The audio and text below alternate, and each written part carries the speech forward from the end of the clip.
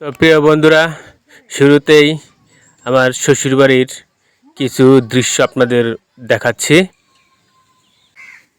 এটা হচ্ছে জাম্বুরা গাছ, অনেক জাম্বুরা ধরছে।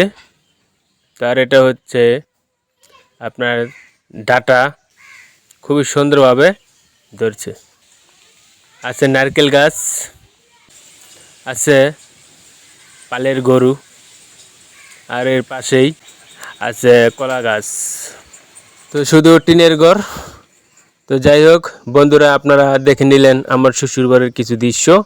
তো আমি আজকে এখানে এসে কাঁঠাল পিঠা কীভাবে বানায় আপনাদের দেখাবো এবং নিজে খাবো। তাহলে চলুন ভিডিওটা শুরু করি।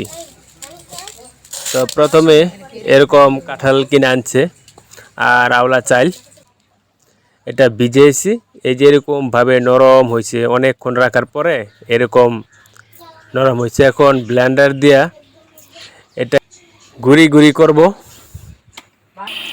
তো এরকম আপনারা চাইলে বাড়িতে বসে ব্লেন্ডারটা গুঁড়ি করে পিঠা বানাতে পারেন। তো এই যে খুব সহজেই হয়ে যায় গুঁড়ি। আবার একটু চেক করে নেবেন যে দানা দানা আছে কিনা।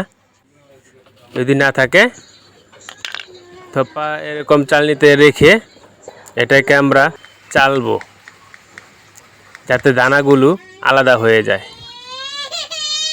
তো আপনারা অবশ্যই দেখবেন কিভাবে আমরা এই পিঠাটা বানাই। শ্বশুরবাড়িতে পিঠাপুলি খেতে খুবই ভালোই লাগে।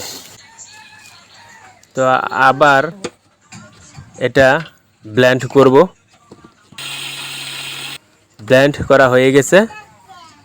তো এখন এটাকে আবার আমি চালবো। তো বন্ধুরা কেমন আছেন? তো আপনারা অবশ্যই দেখে নিন কিভাবে পিঠা বানাই, আর চ্যানেলটা সাবস্ক্রাইব করে নেবেন। এই যে লাইভে দেখতেছেন কেমন কান্নাকাটি করতেছে। ও তো সারাক্ষণ খালি দুষ্টুমি করে, এক জায়গায় বয় না। গুঁড়ি করা শেষ, তো এখন পিঠা বানানোর পালা। তো এখন এটা আবার গ্যাসের চুলায় বসিয়ে একটা পাতিলায় দিয়ে এরকম চালতে হবে চুলায় রেখে। তো এরকম চালবেন, চালতে চালতে যখন মোটামুটি গরম হয়ে যাবে তখন নামিয়ে ফেলবেন। এরকম লক্ষ্য করবেন যে এরকম একদম ঝরঝরা হয়। চালার পরে ঝরঝরা হলে পিঠা বানাতে খুবই মজা। তো এখন আমরা পিঠা বানাবো। এটা কাঁঠাল, নরম কাঁঠাল। এখানে চিনি দেওয়া হয়েছে, চিনি, সামান্য পরিমাণ লবণও দেওয়া হয়েছে। তারপর আপনারা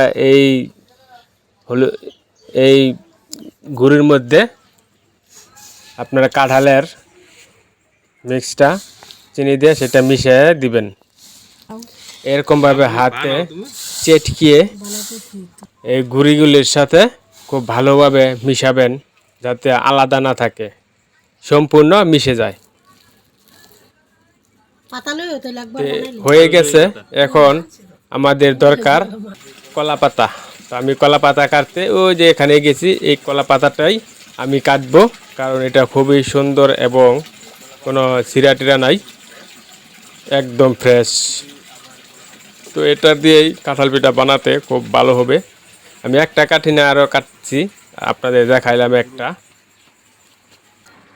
তো আমি এই কলা পাতা দুটা কাটছি, দেখায় নাই, ভিডিওটা লম্বা হয়ে যাবে এই কারণে। তো এটা কাটা হয়ে গেলে আপনারা খুব ভালোভাবে এটাকে মুছে নেবেন যাতে ময়লা না থাকে। এই যেরকমভাবে মুছবেন একটা কাপড় দিয়ে,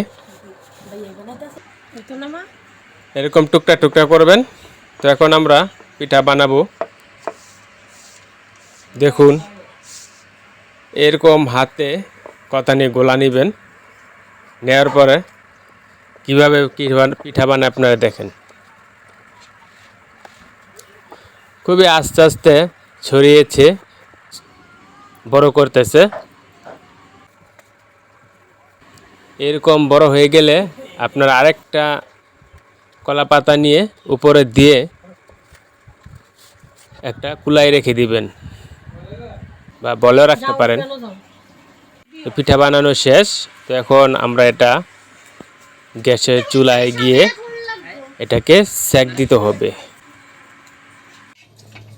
আর এদিকে লাইভার বড় আপু দেখেন পেতি জাবুন আছে, এটা দিয়ে ভর্তা বানাইছে, এটা খাচ্ছে।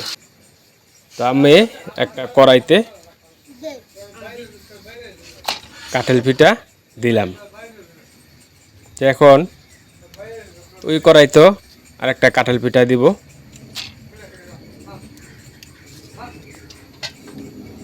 তো ঢেকে দিব। ঢেকে দেওয়ার কিছুক্ষণ পর এই ঢাকনাটা আপনারা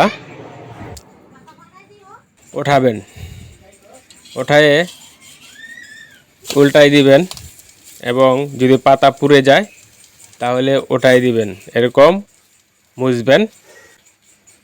তারপর এরকম পাতা দিয়ে ঢেকে দিবেন। ঢেকে দেওয়ার পর আবার ঢাকনা দিয়ে ঢেকে দিবেন। তারপর আবার এরকম উল্টাবেন। মানে লক্ষ্য রাখতে হবে যেন পিঠাটা পুড়ে না যায়। এটা কিন্তু অনেক সময় লাগছে, আপনাদের সংক্ষেপে দেখাইছি। অনেক সময় একটা পিঠা বানাইতেই 10-15 মিনিট লেগে যায়, কারণ যেহেতু পিঠাটা অনেক মোটা, এটা জালও দিতে হয় বেশি। এই যে এই পিঠাটা প্রায় সেক দেওয়া হয়ে গেছে, দেখুন কি একটা কালার হয়েছে। তো এটা দেখুন তারপরও পোড়া লেগে গেছে, এটা কিন্তু একদম পারফেক্ট হয়েছে। তো পিঠা বানানো শেষ বন্ধুরা। তো দেখুন কি সুন্দর সুন্দর পিঠা হয়েছে, দেখলে খাইতে মন চাইতেছে। তো আপনারা এরকম বাড়িতে বসে খাবেন। তো আপনাদের ছিঁড়ে আমি দেখাচ্ছি কেমন হয়েছে পিঠাটা। দেখুন মনটাই চাইতেছে সব খায় ফেলাই। খুবই টেস্ট এবং সুস্বাদু। যদি আমরা সঠিক পরিমাণে ভালোভাবে লবণ, কাঁঠাল, চিনি দিতে পারেন তাহলে অবশ্যই খুব ভালো হবে। ভালো থাকবেন বন্ধুরা।